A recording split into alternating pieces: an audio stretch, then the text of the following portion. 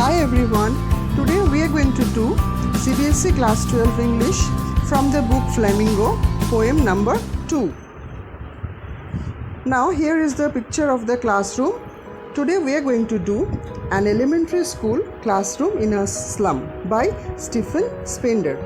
Stephen Spender, who was born in 1909, he lived up to 1995. Now here I have shared very limited information, how much you require, how much prescribed by the NCERT, that much only information I have shared in this about the poet. Stephen Spender was an English poet and an essayist. He left University College, Oxford without taking a degree and went to Berlin in 1930. Spender took a keen interest in politics and declared himself to be a socialist and pacifist. These are the books written by Stephen. Poems of dedication, The Age of Being, The Creative Element, The Struggle of the Modern, and an autobiography, World Within World. In this poem, An Elementary School Classroom in a Slum, he has concentrated on themes of social injustice and class inequalities. Here I have shared a picture. You can see the social injustice and the inequalities in the picture. They are the distinguishing two rich family and a poverty-stricken family. Okay. Now here is the poem. The poem consists of 4 stanzas. Each stanza has 8 lines. Now let's begin the poem. Far, far from gusty waves, these children's faces like rootless weeds, the air torn round their pallor, the tall girl with her weighed down head, the paper-seeming boy with rat's eyes, the stunted, unlucky heir of twisted bones, reciting a father's gnarled disease. His lesson from his desk, at back of the dim class, one unnoted, sweet and young, his eyes lived in a dream of squirrel's game in tree room. Other than this, see, here you have 8 lines and few words I have underlined. These words meanings are there. These words meanings you must write down in your book. That will help you to increase your vocabulary. Gusty waves, pallor, stunted, gnarled, weeds, paper-seeming boy, air. This is the picture of a classroom inside the slum. Now we will get into the explanation of the poem.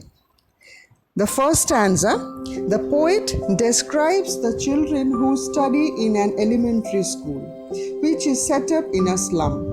The poet says that the faces of children are dull and without any energy. They are not full of energy like other kids of their age. Their children are compared to unwanted weed. Here the writer wants to say that these children seem to be unwanted like the unwanted weeds which grow on their own in the fields. Now here I have a picture. See the innocent faces of the small kids who belong to slum. Their hair is not neatly done. It falls on their pale faces as if they have been torn apart. The children are untidy. They haven't combed their hair. Then he describes a tall girl who seems to be burdened by poverty. Her head is bent, maybe because of tiredness or shame. There is another boy who is so weak and thin that he has been compared to a sheet of paper. The boy's eyes reflect greed and he wants to achieve everything.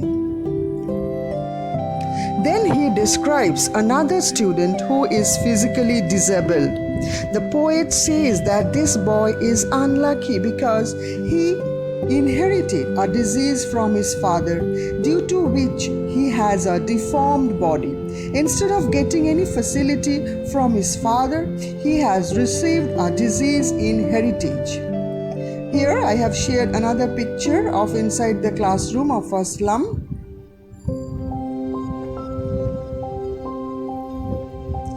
This disabled boy is sitting on his bench and is reciting his lesson. At the back of the class in dim, dark area was a small boy who was not visible to the poet as he was sitting in darkness. The poet could see his eyes, which were bright and full of dream. He was not paying attention to the class. It seemed as if he was rather interested in playing squirrels in the tree house. Now these two boys, the boy which was a disabled boy and this sweet seeming boy who is sitting at the back and is paying attention for the his concentration is not in the studies, he is interested in the squirrels game. Few critics explain that the comparison between these two boys is antithesis, a literary device used to show opposite meaning of something. Now the literary devices used in these poems, you can note it down. Simile, children are compared with rootless wheat like rootless weed. Metaphor, boy is compared with paper as he is thin, paper seeming boy. Repetition is there with the word far, use of far to stress on the distance. Antithesis, which I have already explained. Now we will get into the second stanza of the poem. On sour cream walls, donations, Shakespeare's head, cloudless at dawn, civilized doom, riding all cities, belled, flowery, Tyrolese valley, open-handed map, awarding the world its world. And yet, for these children, these windows, not this map, their world, where all their futures painted with a fog, a narrow street sealed in with a lead sky, far, far from rivers, capes and stars of words. So here also you have 8 lines. You can see there are 8 lines and the words I have already underlined. Now here are the word meanings. Sour, why the word sour walls? And next you have donations. Donations, these are all slum schools, so they must be getting donations from different charities. Dawn, civilized dome, Tyrolese valley, sealed, laid, capes. This is the picture of Shakespeare. Now these are the explanation. The poet describes the walls of the school. They are cream in color, like the color of sour cream. Means not fresh cream. Fresh cream's color is white, but when it turns stale, its color is sour cream. It's stale color. Means dirty wall. This means that the walls are not clean. They have not been painted recently.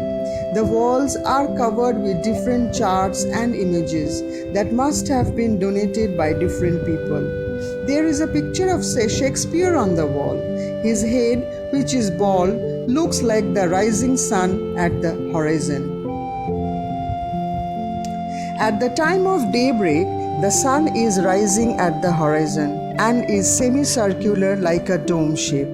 It seemed to be behind all the cities. There is a picture of the famous Tyrolese valley, which has beautiful flowers.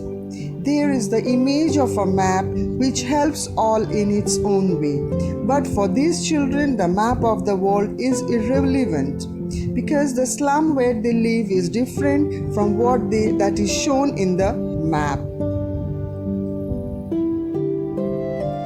Here again I have a picture of the slum. You can see how suffocating it looks. There is hardly any gap between the homes.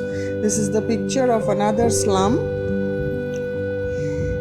Their world is only what they see out of the window of the classroom, the slum.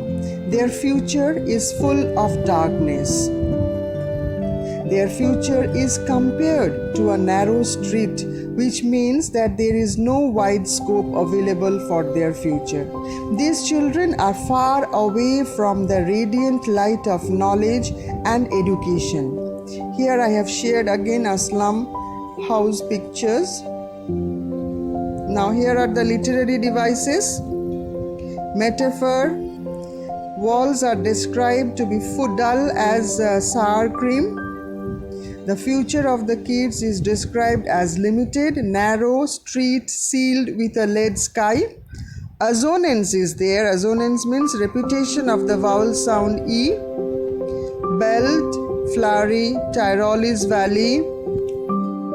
Allusion is there. Reference to well-known person or place, that is Shakespeare's Head or Tyrolese valley. Repetition of the word far. Far is being repeated. Now I have made 2 videos of this poem because it would become a long video. So the next 2 stanzas you will get into my next video. Thank you for watching the video.